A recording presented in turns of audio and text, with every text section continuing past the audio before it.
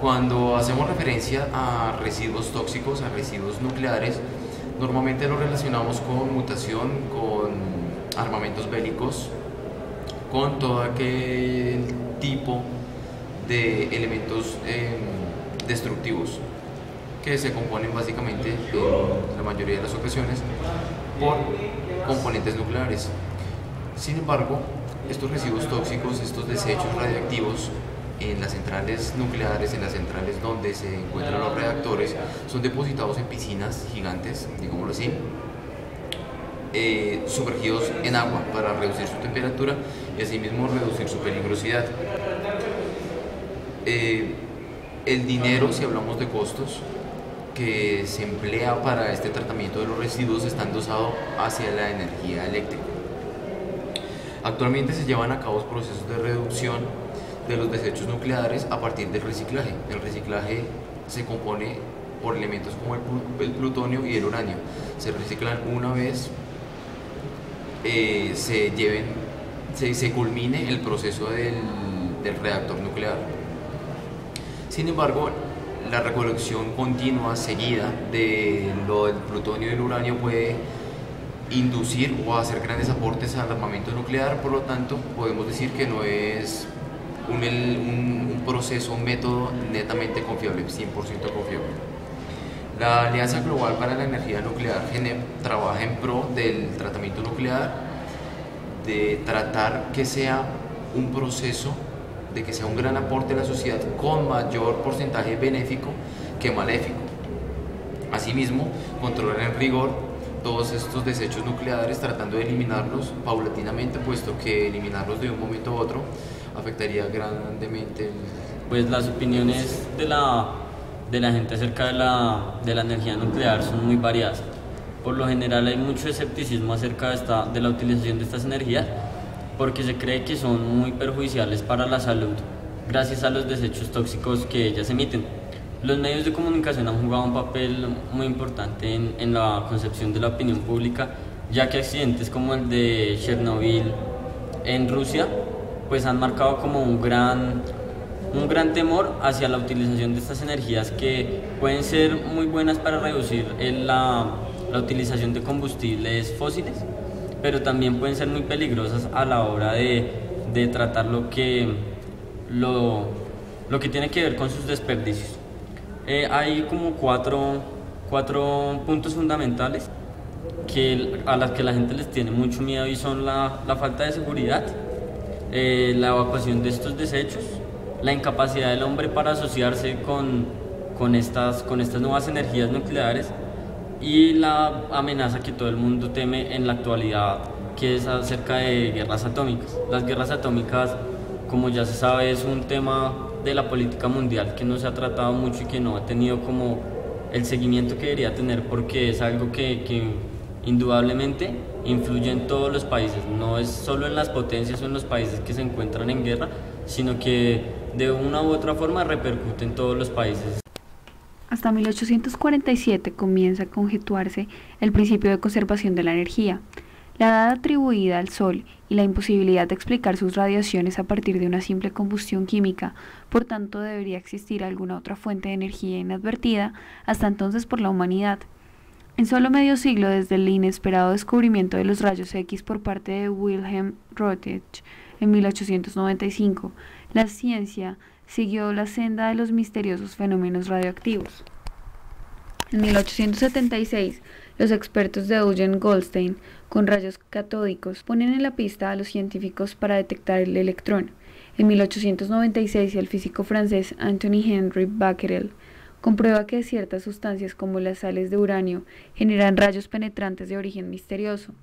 Las investigaciones de Marie y Pierre Curie con mineral de uranio llevan al descubrimiento de otras sustancias hasta entonces desconocidas y aún más radiantes, entre ellas el radio. No pasa mucho tiempo hasta descubrir que la radioactividad implica emisión de energía. En 1898, Ernest Rutherford distingue rayos que denomina alfa y beta en las radiaciones de uranio. Estas últimas resultan ser electrones. Joseph John Thomson, físico inglés, identifica y mide finalmente el electrón. la primera partícula subatómica en ser descubierta. En 1903 se pensaba que los únicos elementos en tener una reserva energética dentro del átomo eran los elementos radioactivos. Sin embargo, Ernest Rutherford sugiere que todos los átomos tienen escondida una enorme reserva de este tipo. En 1911, el científico J.J. Thomson aproximó un modelo teórico del átomo en el que los electrones se repartían en el interior de una esfera de carga positiva y describían una órbita alrededor del núcleo. Es, sin embargo, el neozelandés Ernest Rutherford quien demuestra la estructura interna del átomo, un pequeño núcleo alrededor del cual giran los electrones.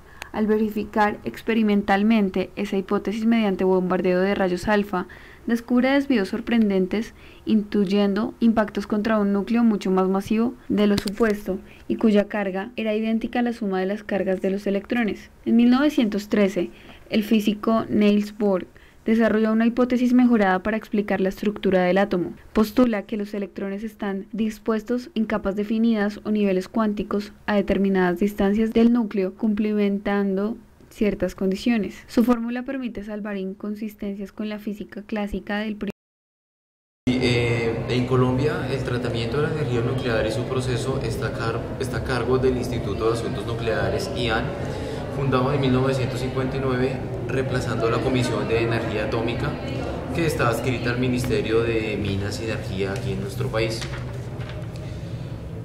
El Instituto IAN ha llevado grandes procesos a lo largo de unos 30 años más o menos, basándose y trabajando bajo tres objetivos fundamentales.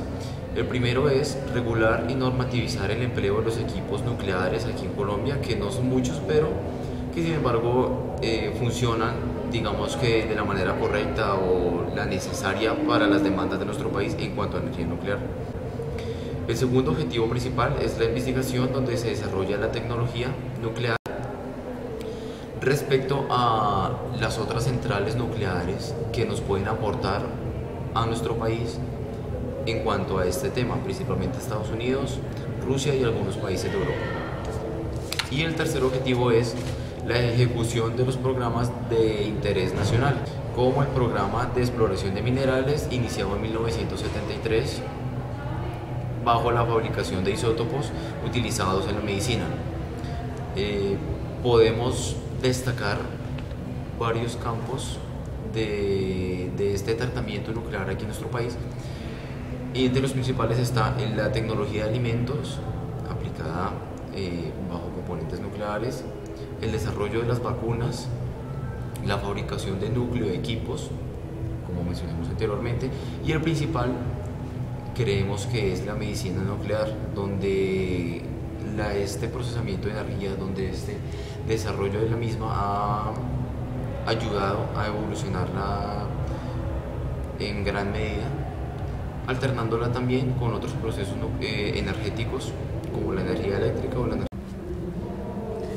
Bueno, pues el panorama futuro de la energía nuclear es bien incierto, porque con lo ocurrido en Fukushima, tras el accidente en estas plantas nucleares, la sociedad se ha preguntado qué tan seguras son estas plantas. En el mundo actualmente hay 443 centrales nucleares, de las cuales en varios países ya se empieza a hablar si es conveniente continuar con estas investigaciones nucleares o detenerlas. Después de lo ocurrido en Fukushima, la Comisión de Científicos Nucleares ha hecho unos test en cada una de estas centrales para prever posibles riesgos o posibles catástrofes como las ocurridas en Japón. En Japón, dado a este accidente, se cerrarán aproximadamente 50 centrales nucleares. Hay países que tomaron una postura conservadora frente a este accidente, como lo son Alemania, que en un decreto dijo que para el 2022 no tendría que haber ninguna de estas centrales funcionando. En Bélgica, Italia y Suiza también se toman medidas por el estilo acerca de la destrucción, o no la destrucción, sino como el establecimiento de estas centrales nucleares en vez de su evolución, ya que estas son un peligro para la sociedad.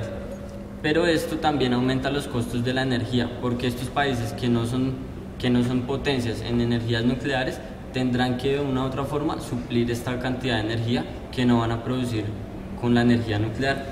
Por el contrario, países que están a favor son Estados Unidos, Francia, Rusia y China, en las cuales se piensan duplicar las centrales nucleares en 10